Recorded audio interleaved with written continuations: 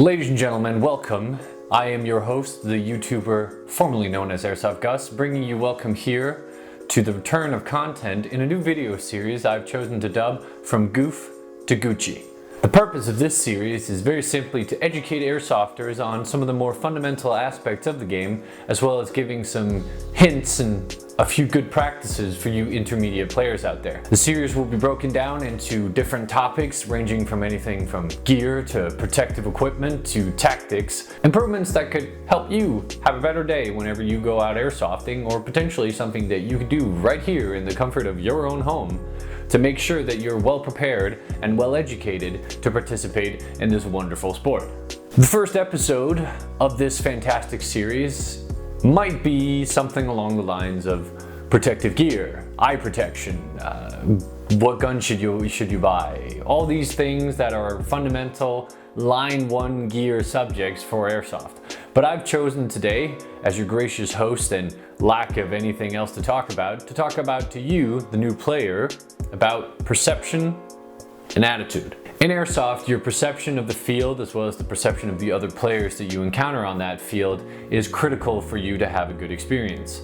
You might see videos pop up every now and then, I mean constantly, of intermediate airsofters or just average Joes going out onto the field with their GoPros and videoing getting an insane kill streak and then finding some sort of cheater and then obviously labeling their video insane kill streaks and airsoft cheaters. This is not the correct perception of the sport. In fact, you'll find that most of the time players will act accordingly to how general consensus is formed around the people on the field. Now, that sounds extremely complicated, but it's actually a very simple concept.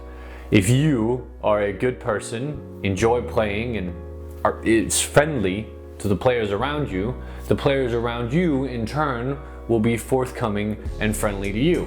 Now, don't get me wrong, you'll find your fair share of assholes, but that's just the world we live in. Airsoft is actually quite good at bringing people together that have maybe different orientations politically or different convincing arguments as to whether or not this is true or that is true. You'll see that whenever you try to post your gear recommendations on Airsoft Reddit. Obviously, the point of this video is just to make sure that you're aware of what energy you're putting out in the world, and that you're aware that whatever energy you're putting out is what you're coming back into with. This is what I call airsoft perception. If I go onto the field and expect everybody there to be a cheater because he's wearing a dye mask, or this field is renowned for cheating, or oh, I heard bad things about the team that's over there, I'm gonna have a bad time. Because every single moment of doubt, every reprisal in my reason is gonna be met with absolute deteriorating negativity. If I'm aiming towards a guy in a dye mask and I have firm beliefs that everybody who wears dye masks or into Speedsoft are cheaters, and my BBs are veering off in a way that I'm not detecting, maybe they're hitting some bushes that I can't see, or maybe I'm just plain simply not hitting him. If I'm convinced that that man is a renowned cheater because of the gear that he's wearing, and I'm shooting him, in my perception, he's cheating. But if I come to the field with a positive outlook, knowing that most people are here for a good time, I'm here for a good time, and I want to contribute to everybody else having a good time, I might actually give him the benefit of the doubt. I'm more inclined to understand that whatever he's doing and whatever I'm doing is two different things. Maybe the BBs aren't reaching him. Maybe my gun can't shoot straight. Maybe my optic isn't zeroed. All of these factors can harshly affect your accuracy, so what you perceive as a hit might not be a hit at all. There's also just the fact that we're all playing in protective gear, be it your big plate carriers with multiple layers of camouflage and wet gear, or just any kind of arm guard. There is a fair chance that if you hit someone, they might not necessarily have been able to feel it. And you might say, well, he should rely on audio cues. He should rely on situational awareness that he got shot. Well, I agree that in a one-to-one situation, if he's standing 15 yards away from you, you pop 2 shots at him, you might hit his plate carrier, but he doesn't feel it. Sure, in that objective scenario, you should have called it. And I don't know why you didn't. But if he's wandering through brushwork, maybe he's moving some branches out of the way, maybe he's in full sprint and he hits him. That is a very hard situation for standard human perception to understand that I was just struck. So Give people that benefit of the doubt, understand that everything happens in a context, and stop perceiving people's playstyle or their attitude based on random stereotypes that you've managed to gather over your countless hours of searching Airsoft subreddits. Next in all, I'd like to actually bring a note to what a lot of beginners experience out in the field, and that's certain forms of elitism. Elitism is rampant in Airsoft. You're looking at a guy who built his channel pretty much on just making fun of Airsoft brands and then wearing Gucci gear on front of the camera. Worked out pretty well for me so far, so I'm gonna keep doing it. But do note that most elitism in Airsoft is actually built on just satire or trying to be funny. Don't feel discouraged. If people come up to you and start giving you genuine advice on how you could improve your gear and your loadout, listen to them, try to take in as much as you can, and understand that there might be people out there who know slightly more than you about this sport. But if you hear them talking nonsense, don't be afraid to talk back. But again, do it politely and do it firmly so that they understand that your opinions might vary on the subject, but you're still entitled to your own opinion. Now that all that milquetoast stuff is out of the way, let's go ahead and just look at some scenarios where you, as an individual player, can improve your time on the field and improve everybody else's time on the field. Realize that the most toxic parts of Airsoft is actually in this very space that I am hoping to thrive. Some of the most toxic people in Airsoft are actually going to be content creators. It's much more fun to see your views rack up rapidly because you mentioned a cheater in your title or that you've got some insane kill streak. But realize now that you, as the individual player watching this video, this is not the reality of Airsoft. I've already touched on the subject that not everybody going out there is going to be a cheater. Stop believing in Airsoft stereotypes. It ruins the sport. More importantly, find your own goals in the sport. When you start out, maybe you just want to go on the field. Maybe you just want to play.